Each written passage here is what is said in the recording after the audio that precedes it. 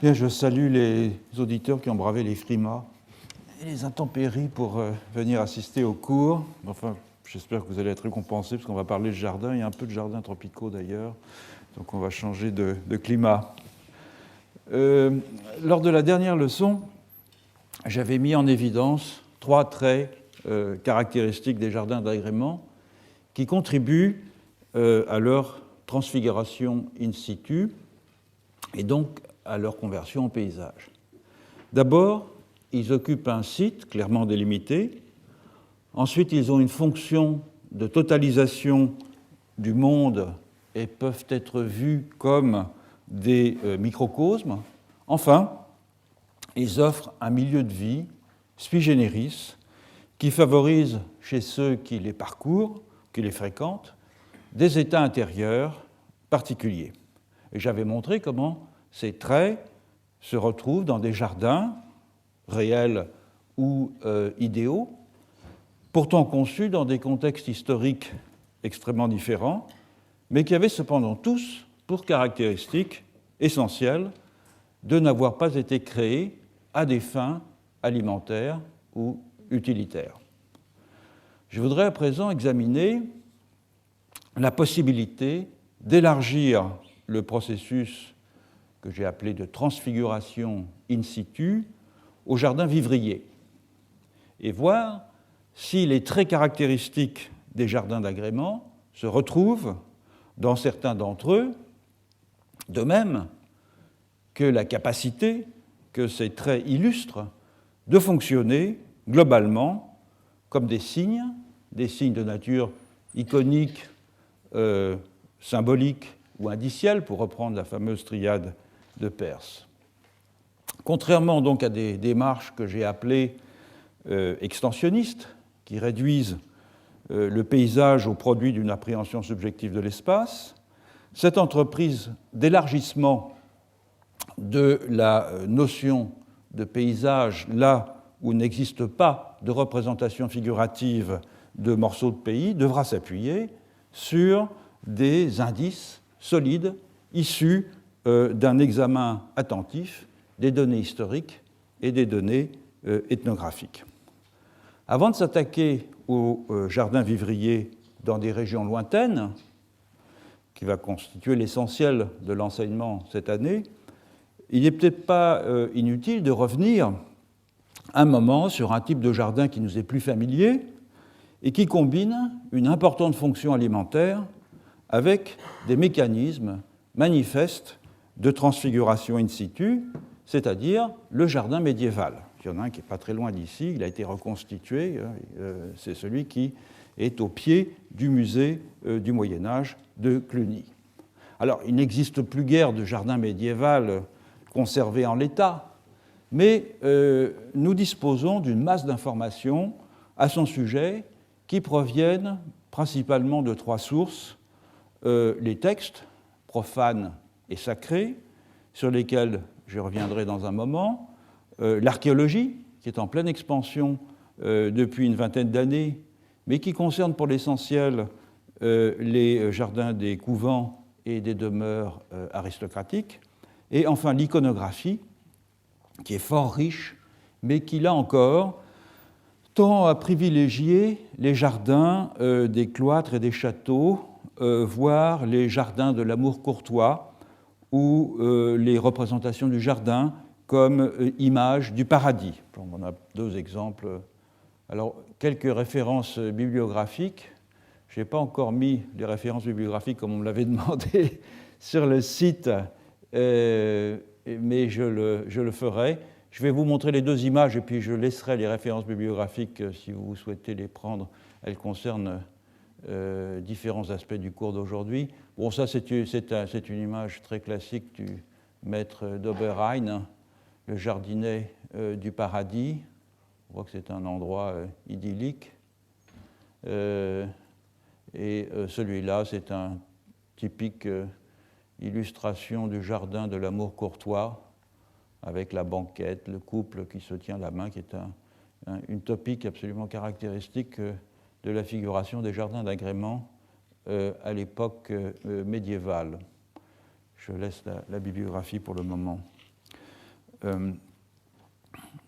Alors, évidemment, le jardin au Moyen-Âge est en fait assez différent des deux images que nous venons de voir. Il est omniprésent, et dans la plupart des cas, il ne ressemble donc pas vraiment à ces images un peu idéales, car il a pour fonction essentielle de pourvoir à l'alimentation quotidienne de toutes les classes de la société, même dans les cités où le tissu bâti est encore très lâche et où donc les jardins occupent une place de choix. On y cultive des légumes courants, le chou, l'épinard, la courge, la fève, le pois, l'oseille, la carotte, le panais, etc., mais aussi des plantes condimentaires, des simples, des plantes médicinales en pleine expansion grâce à l'acclimatation d'un grand nombre d'espèces qui, à cette époque, viennent d'Asie, et enfin les fruits, à la fois sous forme d'arbres fruitiers, et aussi d'arbustes, des fraisiers, des groseilliers, etc. C'est donc le plus souvent, le jardin, une combinaison de vergers et de potagers auxquels s'ajoute un carré de plantes condimentaires et médicinales. Alors on peut y trouver des plantes ornementales, au premier chef le rosier, mais ces plantes, notamment l'iris, le lys et l'œillet, sont plus communes dans les jardins des demeures seigneuriales et dans les monastères. Dans ce dernier lieu, elles servent surtout de matière première pour la décoration liturgique. Bref, quoiqu'ils soient souvent aménagés avec goût, c'est-à-dire avec des bordures de buis ou avec des bordures de plantes condimentaires, avec des arbres conduits en espalier, etc., le jardin le plus courant au Moyen-Âge, c'est un jardin aux fonctions qui sont principalement utilitaires. Même le jardin hautement allégorique du roman de la Rose, dont j'ai rappelé lors de la dernière leçon la description générale, a en réalité l'apparence d'un verger complanté d'épices et de quelques beaux arbres d'ornement. Alors regardons ce qu'il en est dans l'iconographie, au premier chef dans les enluminures, qui sont la première source d'images en deux dimensions au Moyen-Âge.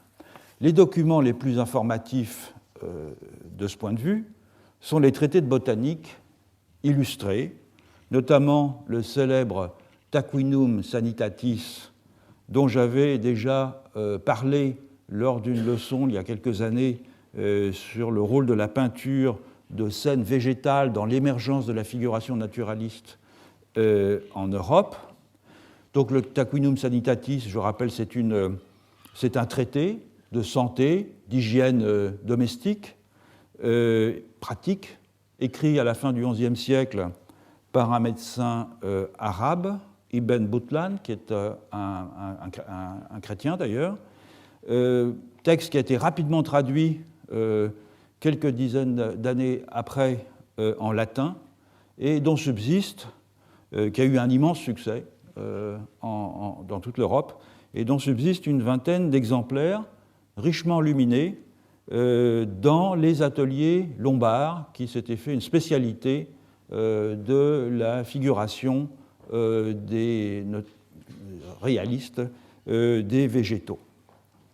Et les images de ces traités fournissent une bonne représentation des jardins et des plantes qu'ils contenaient, tels qu'ils étaient effectivement ces jardins, et non pas tels qu'ils sont idéalisés dans la littérature courtoise ou dans la littérature d'édification. Plantes, évidemment, qui étaient communes dans les jardins, pour l'essentiel, du fait du lieu où ils ont été produits ces images, en Italie du Nord. Or, s'il est évidemment dans la nature de cet ouvrage, le Tarquinum Sanitatis, de décrire les plantes utiles au bien-être, tant alimentaires que médicinales, il est frappant de voir à quel point les plantes décoratives y sont peu présentes, en dehors du rosier. Pour le reste, c'est une source extrêmement précieuse d'informations sur les aménagements du jardin et sur les façons culturales. Alors on y voit par exemple la vigne qui est conduite en hauteur, appuyée, supportée par des cerisiers. On y voit la rue qui est cultivée dans un enclos bordé par un plessis.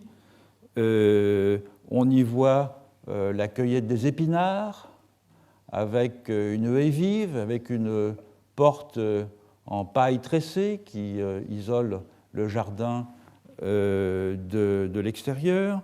On y voit la récolte des carottes. On y voit la récolte des courges, qui sont énormes, ces courges. Et on y voit la récolte de l'ail. Donc là aussi, on distingue dans ces images que les plantations de légumes sont mêlées d'arbres fruitiers.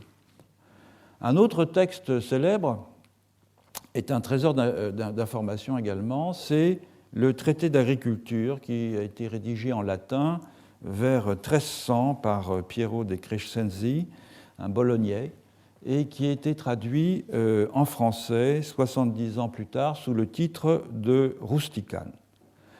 Et non seulement l'auteur y détaille minutieusement, c'est aussi une sorte de guide pratique, mais là d'aménagement des jardins, non seulement l'auteur y détaille les prescriptions à respecter pour créer, pour entretenir au mieux des jardins, mais on dispose aussi de 18 manuscrits enluminés de la version en latin, pour la plupart également réalisés dans les ateliers d'Italie du Nord, et de 8 exemplaires de la traduction française, réalisés pour les uns en Flandre et pour les autres dans des écoles proches de la région de la Loire.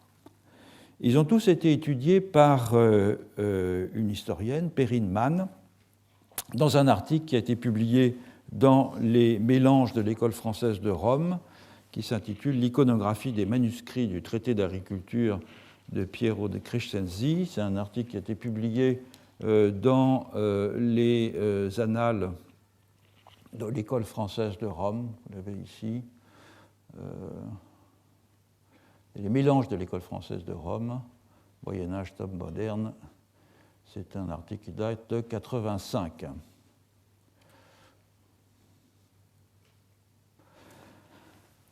Alors, dans le Rusticane, 2 livres sont consacrés au jardin. Le livre 6, qui traite des jardins utilitaires, et le livre 8, qui traite des jardins d'agrément. Dans les illustrations des manuscrits français, les jardins potagers et les jardins d'agrément contrastent très nettement. Le livre 6 décrit, donc consacré au jardin potager, au jardin vivrier, décrit les tâches exigées par l'entretien de l'ortus et la meilleure manière de disposer les plantes. Donc le jardin est toujours enclos et les plates-bandes dessinent un damier afin d'illustrer la recommandation que fait l'auteur de diviser le terrain en carrés, en planches, pour regrouper les plantes mises en terre à la même époque. On en a ici une illustration tout à fait parlante. Donc des allées, en général, bordent ces carrés. Des arbres, des arbustes et même des fleurs sont intégrés aux cultures vivrières et certaines planches sont entourées de branches entrecroisées pour les protéger. Les illustrations du livre 8, en revanche, le livre qui est consacré au jardin d'agrément, représentent presque uniformément un couple de la haute société se délassant dans un jardin, lui aussi toujours clos, le plus souvent par des murs. Bon, voilà un exemple, mais ils sont tous sur le même modèle. Alors, tantôt des allées tracent des parterres, tantôt les jardins sont complètement engazonnés, souvent des arbres fruitiers sont mélangés à des massifs de fleurs et de plantes aromatiques et médicinales et à des arbustes fleuris. Parfois, une vigne s'accroche à un espalier ou est conduite sur des arceaux. Bref, même dans ces jardins essentiellement voués au loisir ou au plaisir des sens de l'aristocratie fortunée, la fonction utilitaire n'est jamais tout à fait absente. Alors, en quoi ces jardins médiévaux sont-ils des transfigurations in situ? En quoi et comment synthétisent-ils autre chose que leur fonction principalement nourricière? Il existe sur le thème du jardin médiéval une abondante littérature, et je me contenterai ici de résumer les conclusions de Pascale Bourgain dans le livre qu'elle a coécrit avec la regrettée Viviane Huchard, Le jardin médiéval, publié au PUF en l'an 2002. J'ajoute que, pour ceux que la question intéresse, Pascale Bourgain viendra à la fin du mois d'avril dans le séminaire du jeudi faire un exposé sur le jardin médiéval précisément. Quels sont, selon Pascale Bourgain, les attributs constitutifs du jardin qui vont servir aux penseurs médiévaux de support métaphorique pour signifier certaines notions ou certaines émotions? D'abord, c'est un endroit clos, ça on l'a répété, c'est une caractéristique des jardins.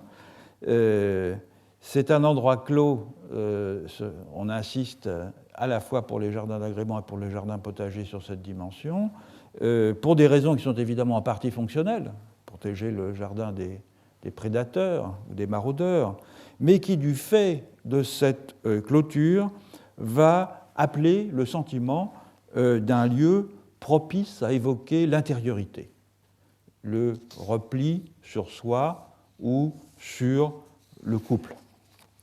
Ensuite, le jardin est un lieu minutieusement aménagé, travaillé, enrichi par le soin du travail humain qui sait y doser l'arrosage, l'ensoleillement, c'est-à-dire le moduler en fonction des circonstances, et les fertilisants. C'est donc un lieu qui, plus que d'autres, évoque l'ordre et la mesure, en même temps que les vertus vivifiantes de l'eau et de la fécondité végétale.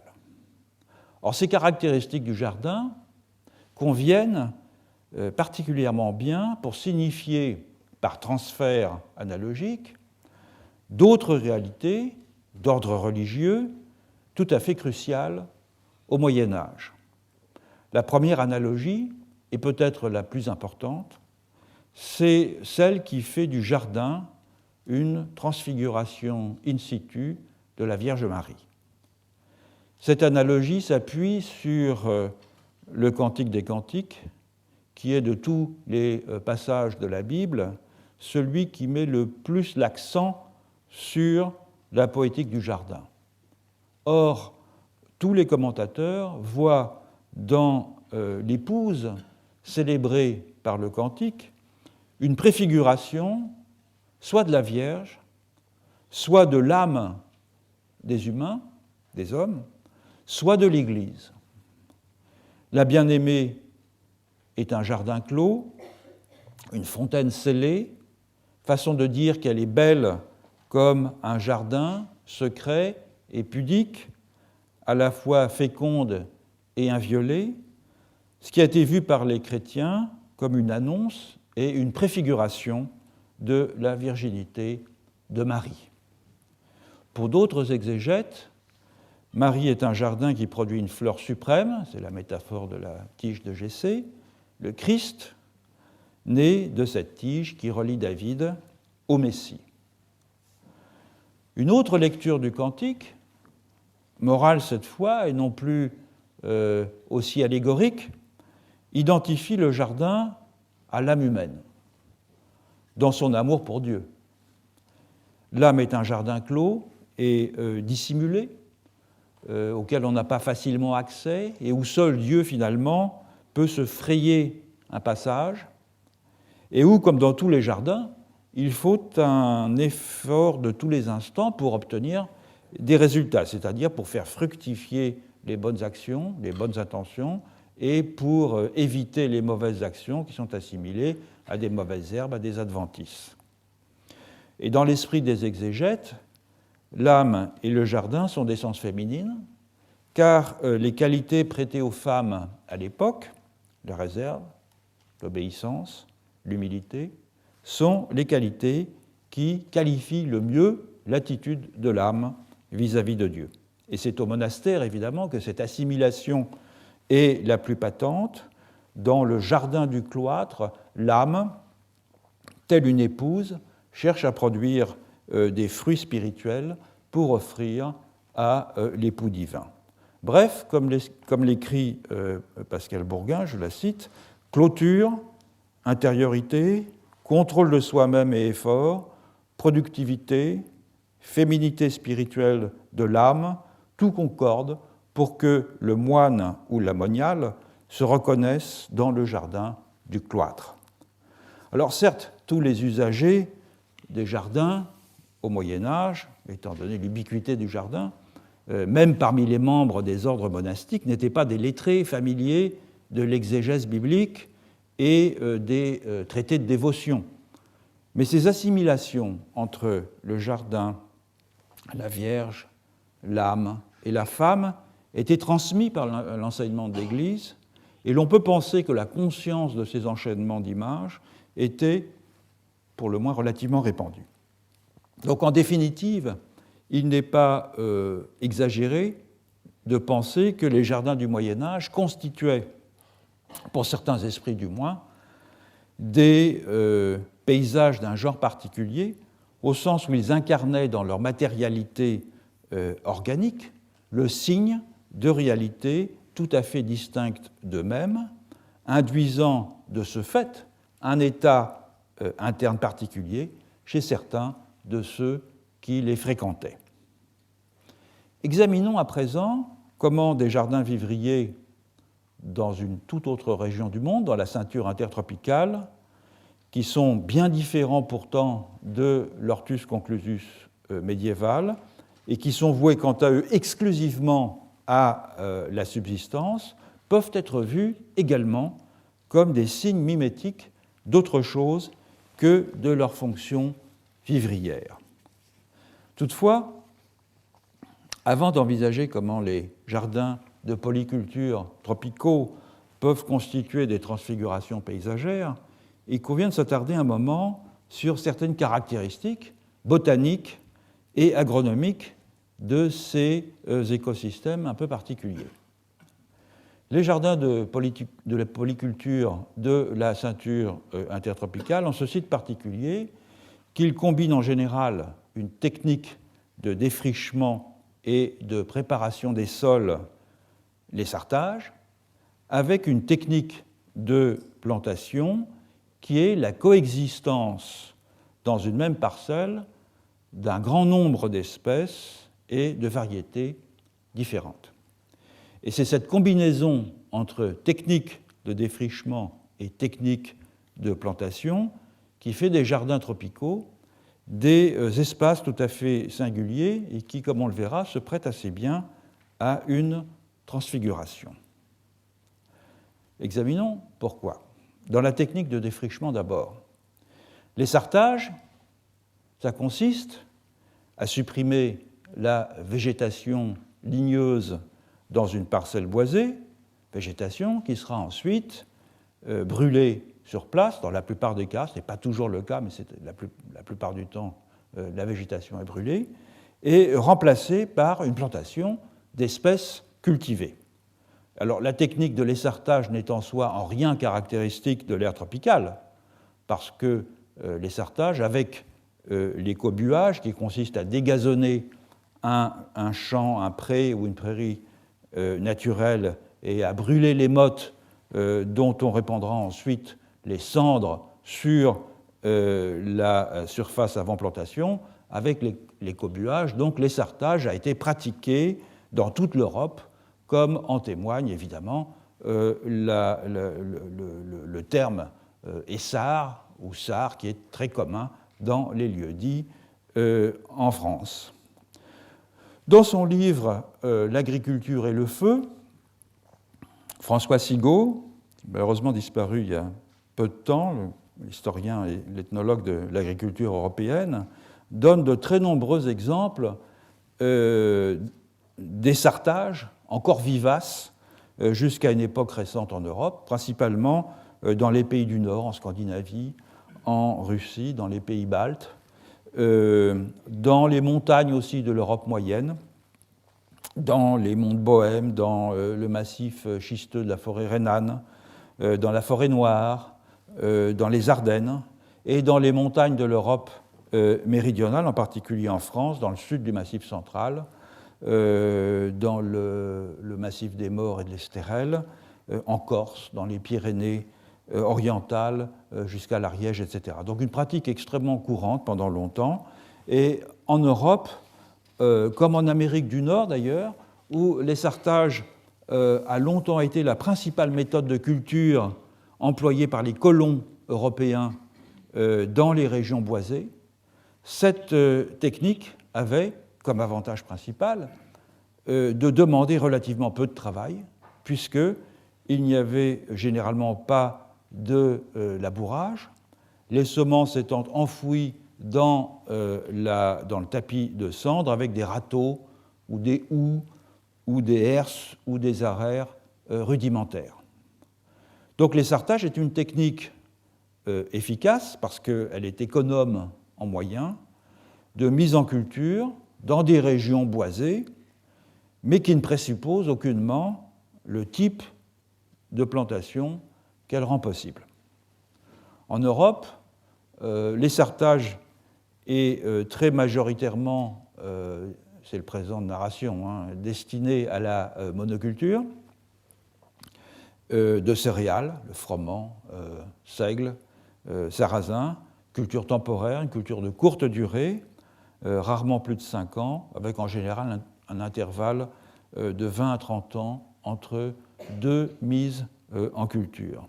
C'est aussi la monoculture qui caractérise l'essartage des colons en Europe, en Amérique du Nord, pardon. C'est très généralement pour planter du maïs d'ailleurs, mais aussi des céréales européennes. Et c'est aussi la monoculture qui caractérise l'essartage pour la culture du riz des collines, ou paddy, en Asie. Par contraste, si l'on accepte l'essartage pour les champs de paddy précisément en Asie et pour les champs de maïs dans les terres chaudes du Mexique et d'Amérique centrale, l'essartage temporaire sur brûlis dans la ceinture tropicale est surtout destiné à la polyculture, et à la polyculture pour l'essentiel de cultigènes à reproduction végétative. Donc les jardins tropicaux de polyculture sont définissables par un double contraste.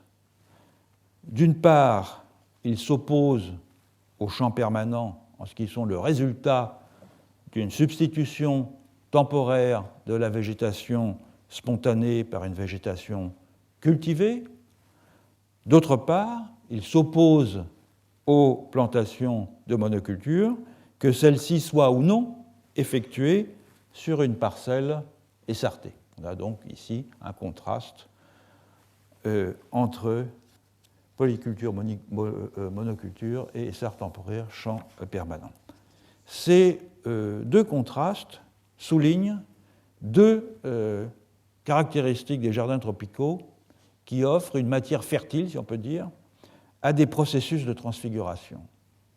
D'une part, le rapport entre la végétation cultivée et le couvert forestier qu'elle a remplacé, rapport qui se prête évidemment à des jeux d'échelle et à des modulations complexes de la relation entre le spontané et l'artifice, et d'autre part, les contraintes culturales qui sont propres à la polyculture et qui imposent un traitement individualisé de chaque plan et un savoir local sur la sociologie végétale, c'est-à-dire sur les types de cohabitation possibles ou impossibles entre espèces du fait de leur morphologie et de leurs besoins nutritifs. J'aurais commencé par ce deuxième aspect. donc la cohabitation à l'intérieur d'un même espace entre une grande diversité de plantes. Alors c'est vrai que l'agrobiodiversité est variable, très variable même dans les essarts de polyculture.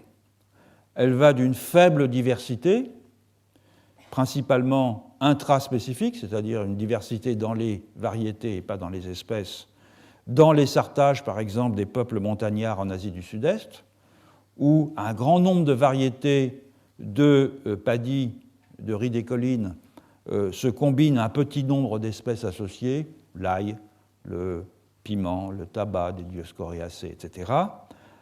Cela va donc de cette diversité principalement intraspécifique à une prodigieuse diversité, tant des cultigènes que des cultivars en Amazonie, où certains jardins sont plantés d'une centaine d'espèces différentes, avec parfois une dizaine de variétés pour chaque espèce. On a donc une cohabitation entre un très très grand nombre d'espèces différentes dans un espace qui n'est jamais très vaste, puisqu'il est rarement de plus d'1 hectare.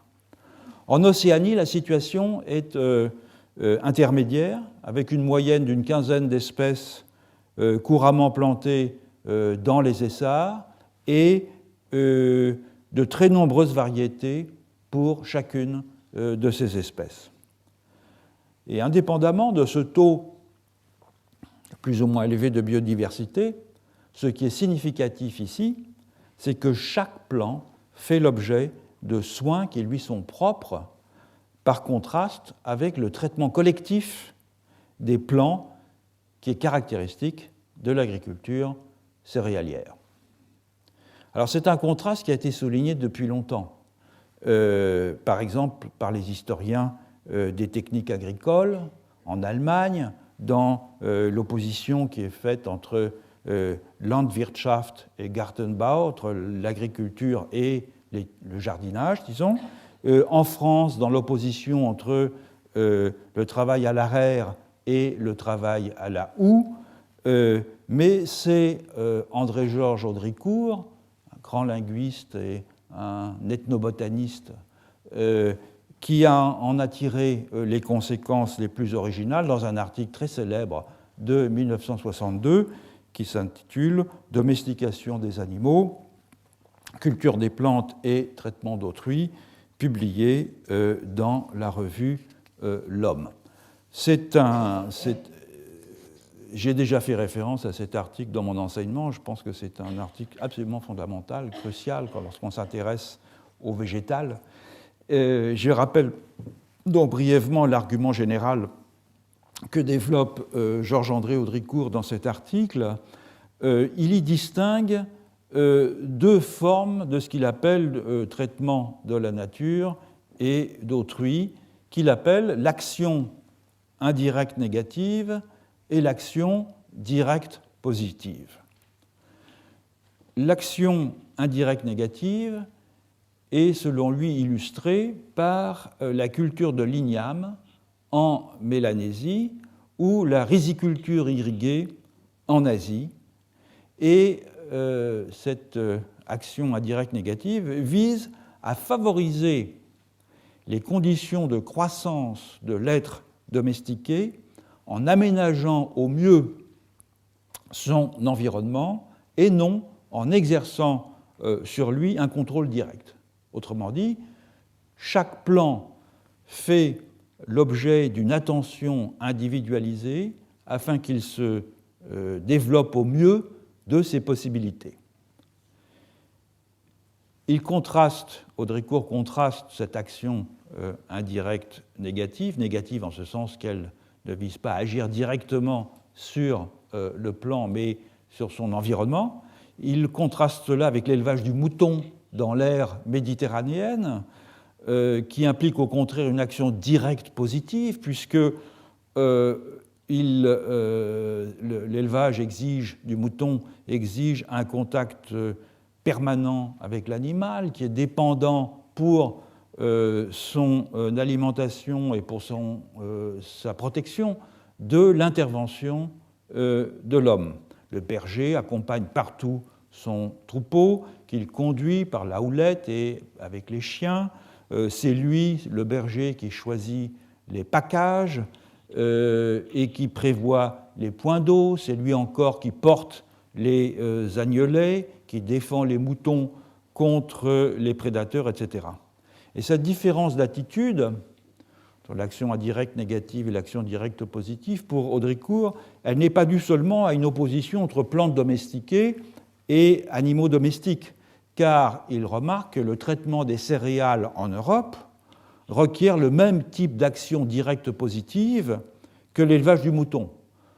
Le traitement des céréales en Europe consiste en une série d'opérations qu'Haudricourt appelle coercitives et qui s'appliquent collectivement aux plantes, en contraste avec ce qu'il appelle l'amitié respectueuse dont chaque igname fait l'objet en Mélanésie.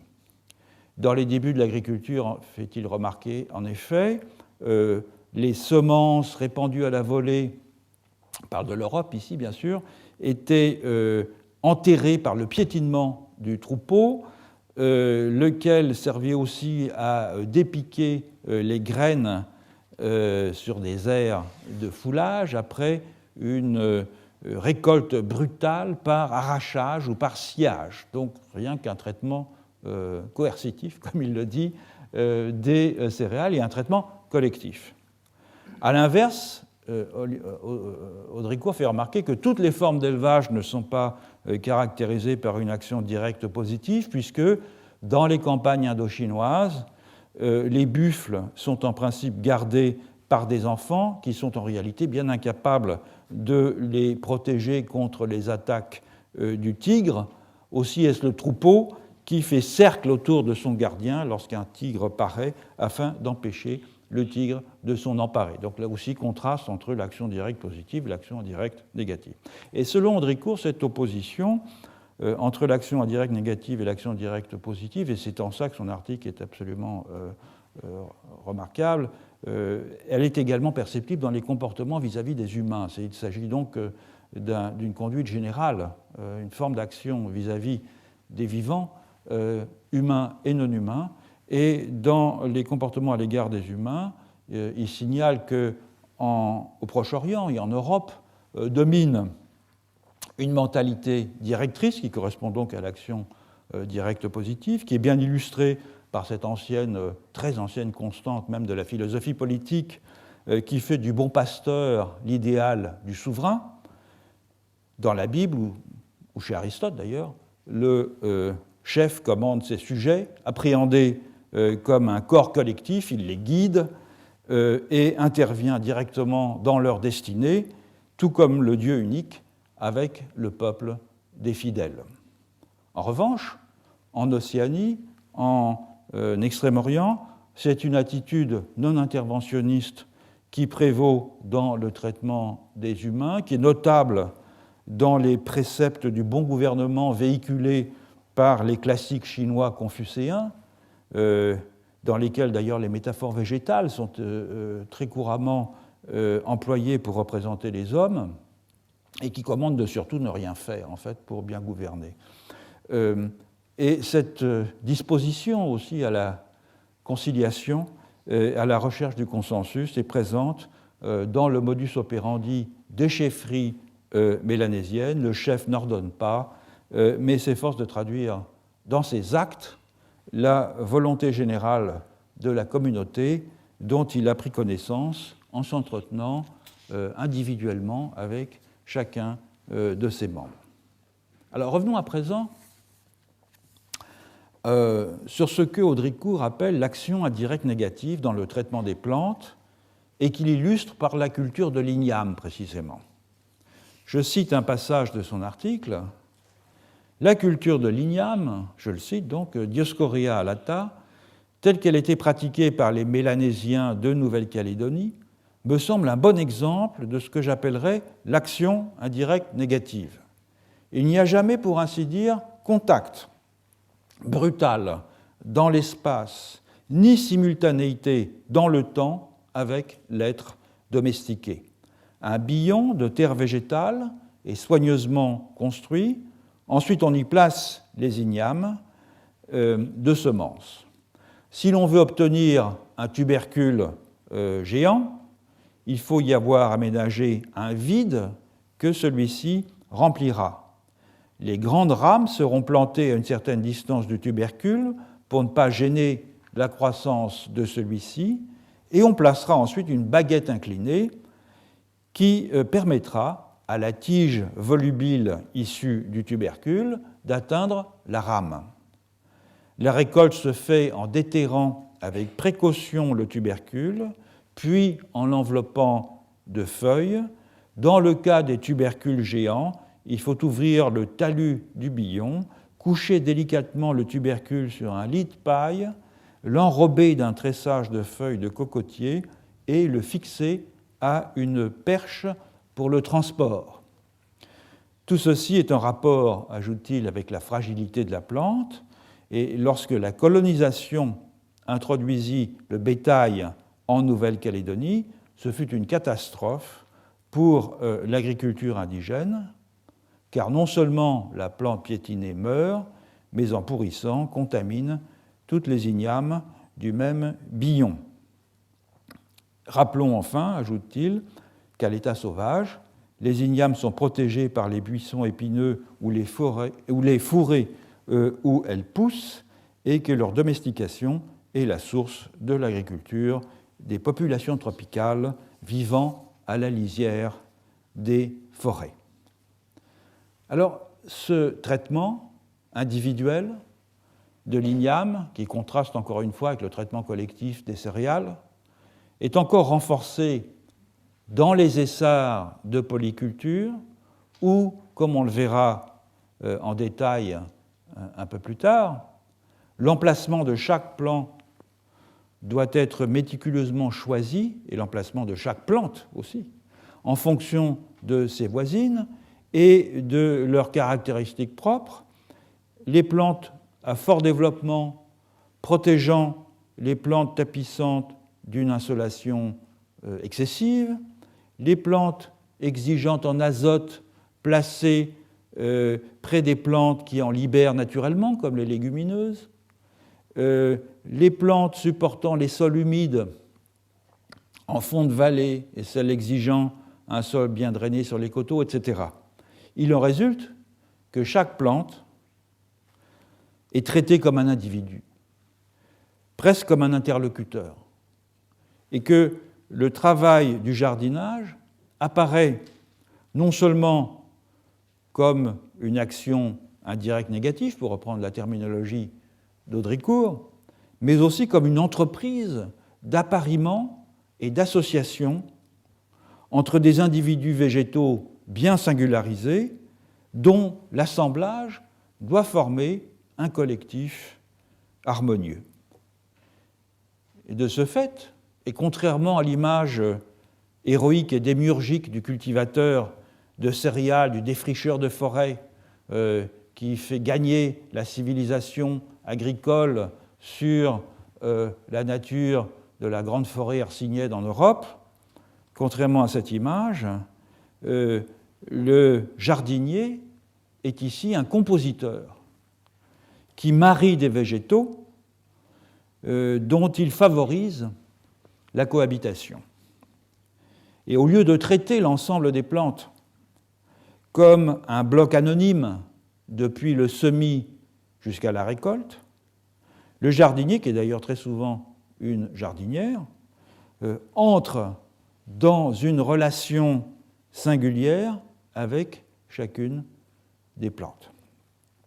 Alors cette relation personnalisée prend un relief tout particulier du fait que la majorité des plantes cultivées dans les essarts de polyculture tropicaux sont des tubercules à reproduction végétative, c'est-à-dire ce sont des clones qui ne peuvent se perpétuer que grâce à l'opération individuelle de bouturage réalisée à intervalles réguliers par le jardinier ou la jardinière.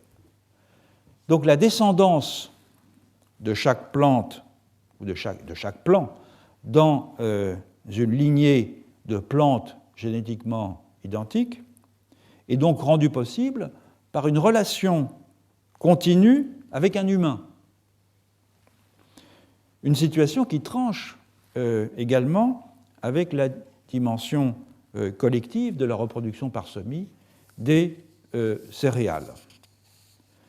Toutes ces caractéristiques, outre l'analogie qu'elle suggère et que Audricourt développe dans son article entre l'action sur les plantes et l'action sur les hommes, toutes ces caractéristiques invitent aussi à s'interroger sur la différence dans le traitement symbolique entre les plantes à reproduction végétative dans les essarts de polyculture et le traitement symbolique des céréales dans les champs des pays tempérés.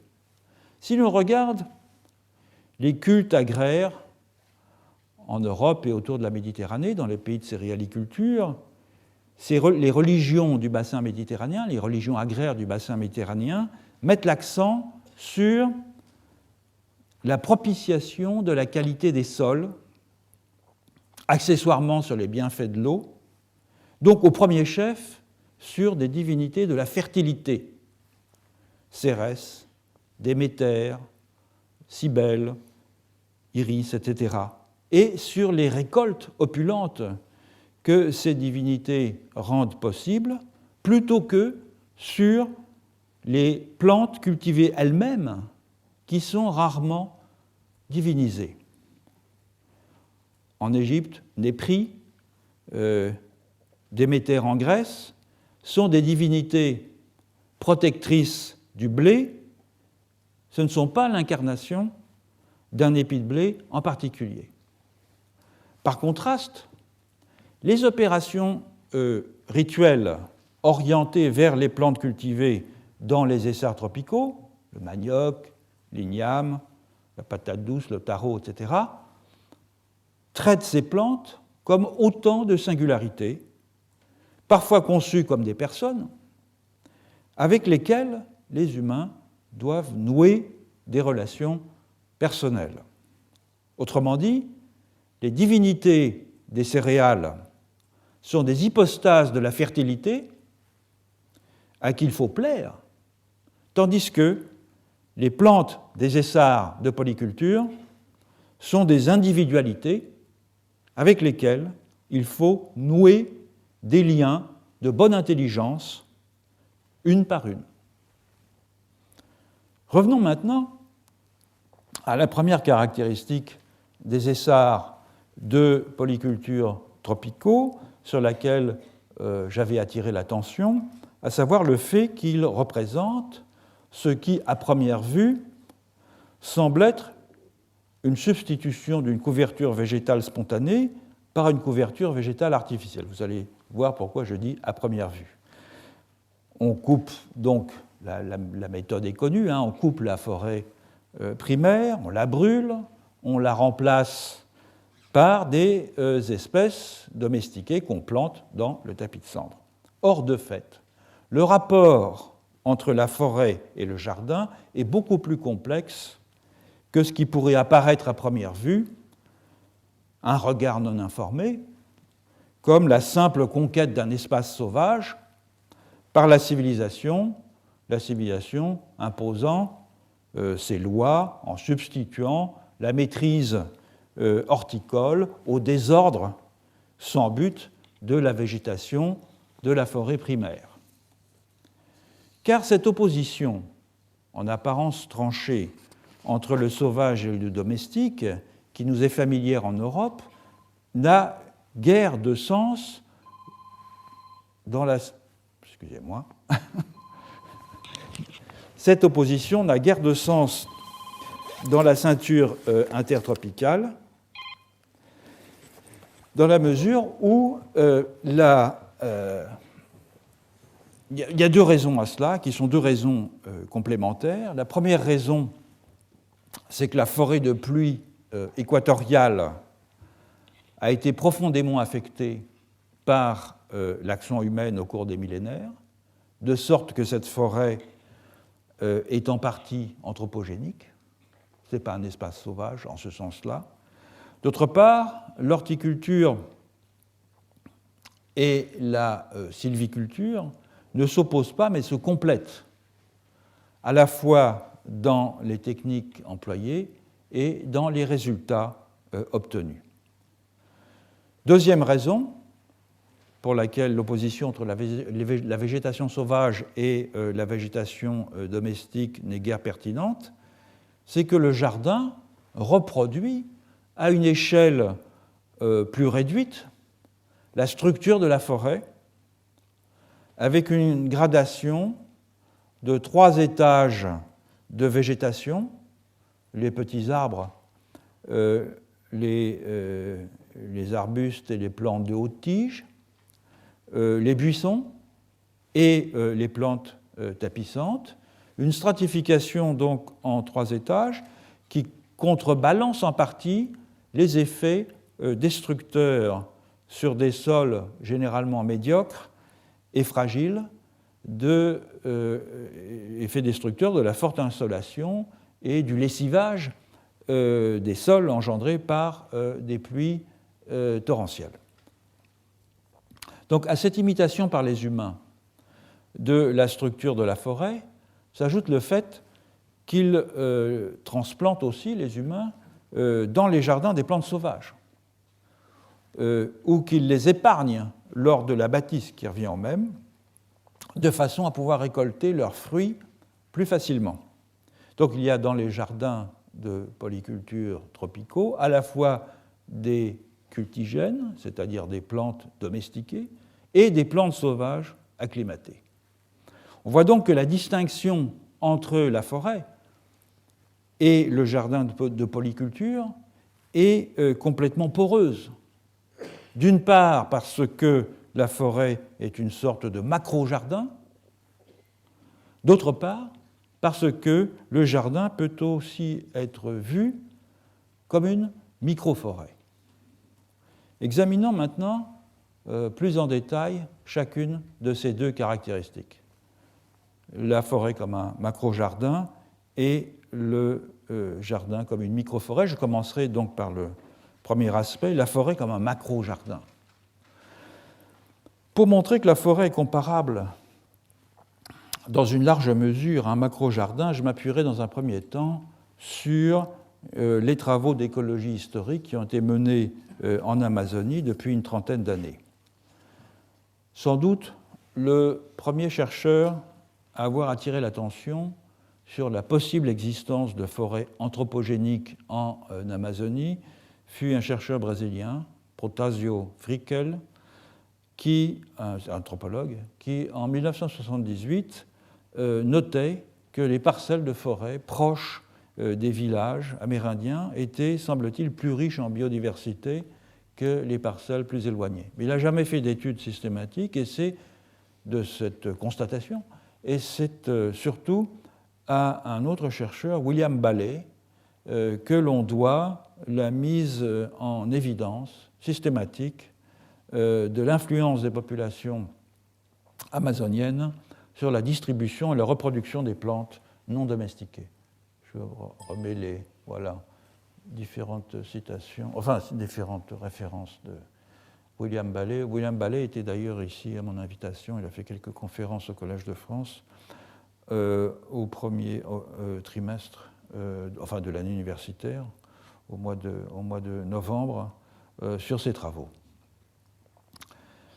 Les premières recherches de Balley ont été menées dans le nord-est du Brésil auprès d'Indiens qui s'appellent les Kaapor et d'autres groupes voisins qui parlent des langues de la famille Tupi-Guarani dans une région phytogéographique que l'on appelle ordinairement la pré-Amazonie et dont les forêts de terre ferme sont généralement un peu moins riches en diversité d'espèces que celles de l'Amazonie occidentale. J'ai une carte ici qui... Voilà. Donc vous avez...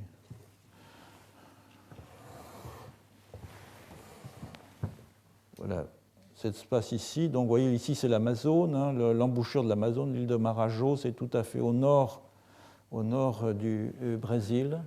et donc c'est entre l'État de Maragnan et l'État du Pará.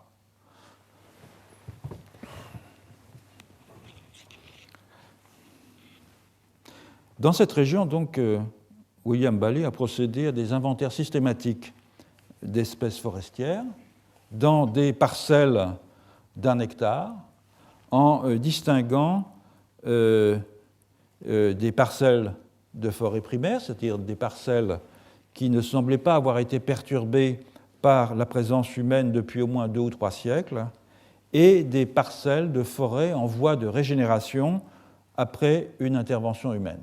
Alors les critères pour distinguer les deux types de forêts, qui sont loin d'être faciles à reconnaître à l'œil nu, sont de diverses sortes.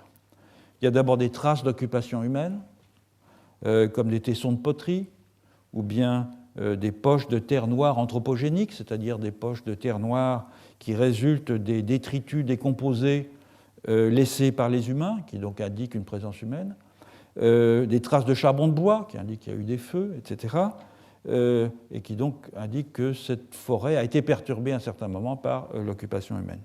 Il y a ensuite des différences dans les surfaces terrières des arbres. La surface terrière d'un arbre, ce qu'on appelle basal area en anglais, c'est la surface de la section d'un arbre mesurée à 1,30 m du sol. Et évidemment, plus la surface terrière est importante, c'est-à-dire l'ajout de toutes les surfaces de ces arbres pour 1 hectare de forêt, et plus on a de chances d'être dans une forêt primaire. C'est une mesure classique en foresterie. Il y a enfin les indications de perturbation que sont certaines espèces pionnières qui colonisent les défrichements ou qui colonisent les chablis étant les clairières naturelles provoquées par la chute d'un arbre. Parmi ces espèces qui apprécient la lumière au début de leur développement, certaines espèces comme les Cecropia ont une courte durée de vie, tandis que d'autres, comme le palmier babassou, qui est le Orbinia phalerata, et le noyer du Brésil, Bertholletia excelsa, Castanha do Brasil en portugais, sont deux espèces très communes dans ces forêts. Ces espèces subsistent longtemps après la reconstitution de la couverture végétale et sont donc des indicateurs absolument typiques de ce que la forêt a été défrichée à un moment ou à un autre. Le résultat des inventaires établis par Bailey montre deux choses absolument fondamentales. D'une part, que la diversité des espèces est à peu près identique dans des parcelles de forêt primaire et dans les parcelles de forêt secondaire anciennes, avec une moyenne d'à peu près 130 espèces d'arbres par parcelle, ce qui confirme, 130 espèces différentes, bien sûr, ce qui confirme donc ce que l'on sait, à savoir qu'il faut environ 80 ans pour qu'une forêt secondaire atteigne la même diversité d'espèces qu'une forêt primaire. D'autre part, deuxième résultat, et c'est ça en fait le résultat significatif, malgré un taux de diversité semblable dans les parcelles de forêt primaire et dans les parcelles de forêt secondaire, les parcelles de forêt primaire et les parcelles de forêt secondaire ont une composition floristique complètement différente. Et c'est ça que montre le tableau suivant. La liste des 30 espèces écologiquement les plus importantes, je ferai grâce de la façon dont on définit les espèces écologiquement les plus importantes, dans les parcelles de forêt primaire, dans les parcelles de forêt secondaire, sont toutes différentes, à une seule exception que j'ai soulignée, qui est l'Echevelera coriacea. Une seule, donc, se rencontre dans les deux. Or, les parcelles de forêt secondaire sont des vergers de facto, puisque sur les 30 espèces qui y sont écologiquement les plus importantes, près de la moitié, 14, sont des espèces qui servent à l'alimentation, tandis qu'elles sont très peu présentes dans les parcelles de forêt primaire. Je les ai notées ici en rouge. Ce n'est pas les 14, c'est les principales dans ces 14. Ce sont des plantes qui servent très régulièrement à l'alimentation, qui portent en général des fruits. Plusieurs sont des palmiers, qui sont donc d'un usage très commun, et qui sont d'ailleurs aussi des plantes qui sont assez souvent transplantées. Autrement dit, l'activité humaine n'a pas affecté le taux de biodiversité végétale. L'activité humaine a eu comme effet de bouleverser la composition floristique de la forêt en y augmentant de façon très significative les espèces utiles aux Amérindiens. Chose qui est très importante et qui vient dissiper l'image qu'on a en général de l'Amazonie comme une sorte d'immense espace vierge, alors qu'en réalité, comme on peut le voir ici, une partie qui reste à déterminer, bien évidemment, mais une partie en tout cas de l'Amazonie, de la forêt amazonienne, a été transformée par l'action humaine de façon extrêmement significative, du point de vue, en tout cas, de la sociologie végétale. Alors évidemment, ça pose toutes sortes de questions, et notamment deux questions très importantes. La première est comment ce processus se réalise-t-il ? Comment se fait-il qu'au fil du temps, la composition floristique de la forêt change à ce point-là ? Et la deuxième, qui est encore plus importante, est-ce que les Amérindiens ont conscience de pratiquer une forme de sylviculture, d'arboriculture, ou bien est-ce que cette transformation floristique est un résultat non intentionnel de l'activité humaine ? C'est une chose évidemment très importante et qui joue un rôle dans la discussion que nous allons avoir du rapport entre végétation, dont on voit que maintenant il est difficile de l'appeler naturelle ou spontanée, puisqu'elle est en partie le produit d'une action humaine, et la végétation cultivée. Voilà, je continuerai donc à discuter cette question, en tout cas à répondre à ces deux questions que j'ai posées tout à l'heure, que je viens de poser.